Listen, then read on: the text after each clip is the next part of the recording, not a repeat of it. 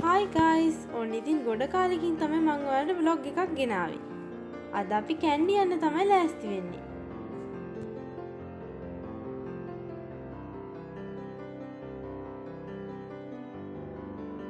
අද ඉතින් අපි උදේ 5 මාරට විතර තමයි ගෙදරින් පිටත් වුණේ. දැන් අපි නුවරඑළිය පහු කරලා යන ගමන්. නුවරඑළිය ගැන vlog එකක් මං ඔයාලට කලින් ගෙනාවා. ඉතින් ඔයාලට ඒක බලන්නත් පුළුවන්.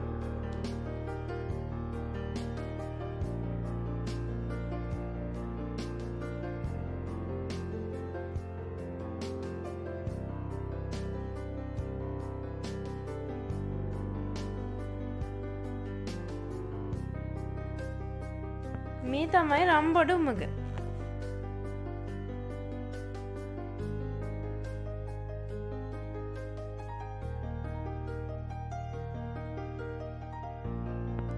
අපි දැන් ඇවිත් ඉන්නේ අම්බුලුවාවට.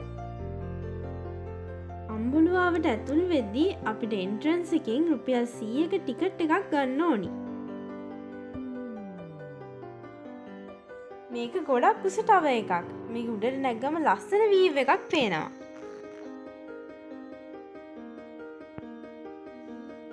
අම්බුලුවාවේ ගිහිල්ලා එන ගමන් අපිට හම්බ වෙනවා පේරාදෙණිය බොටනිකල් ගාඩන් එක.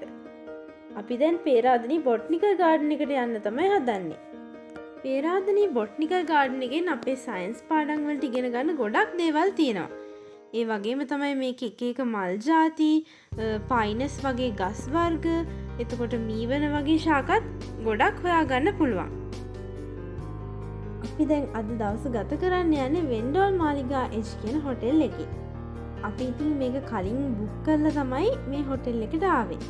මේ හොටෙල් එකේ ගොඩක් පහසුකම් තියෙනවා. AC කරපු රූම්ස් ගන්න පුළුවන්, බැල්කනි වීව් එකක් තියෙනවා, හොට් වෝටර් තියෙනවා. ඒ වගේ ගොඩක් පහසුකම් මේ හොටෙල් එකේ තියෙනවා.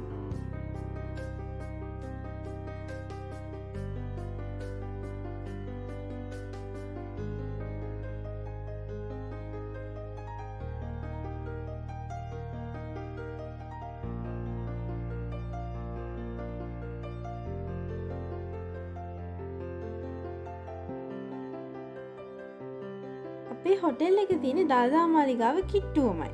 ඒ නිසා අපි හොටෙල් එකේ වොෂ් එකක් දාලා හවසාව දළදා මාලිගාව වඳින්න.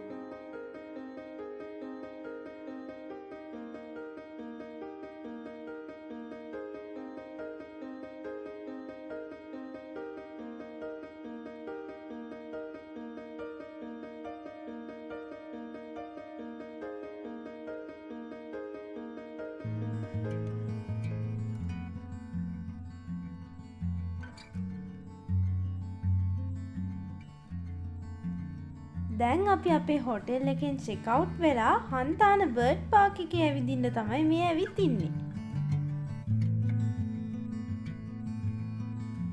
මේ හන්තාන බර්ඩ් පාක් එකේ ටිකට් එකක් එක්කෙනෙක්ට 700 රුපීස් වෙනවා. ඒ වගේම තමයි මේ බර්ඩ් පාක් එකේ ලස්සන ෆොටෝස් ගන්න තැන් ගොඩාක් තියෙනවා.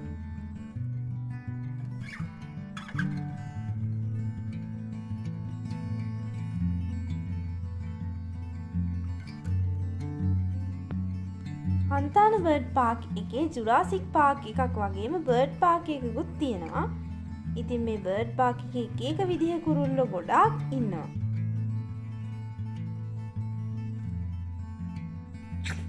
දැන් අපි මේ යන්නේ ජුරාසික් පාක් එකට. මේකේ එක එක විදිහේ ඩයිනසෝර්ස් ලගේ ස්ටැචුස් තියෙනවා.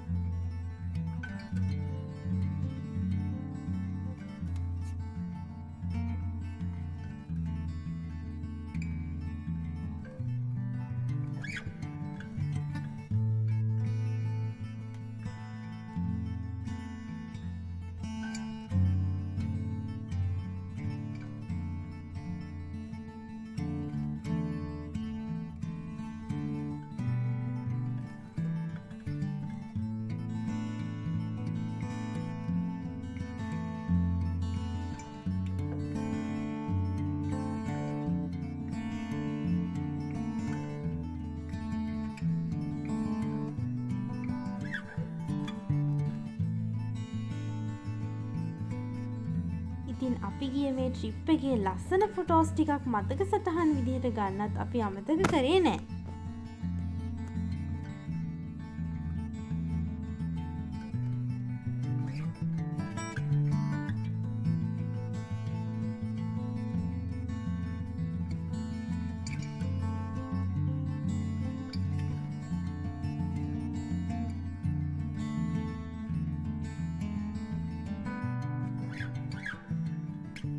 ඉතින් මේ වගේ තවත් බ්ලොග් එකකින් මම ඔයාලව හම්බ වෙන්න ඉක්මනටම එන්නම්. Goodbye.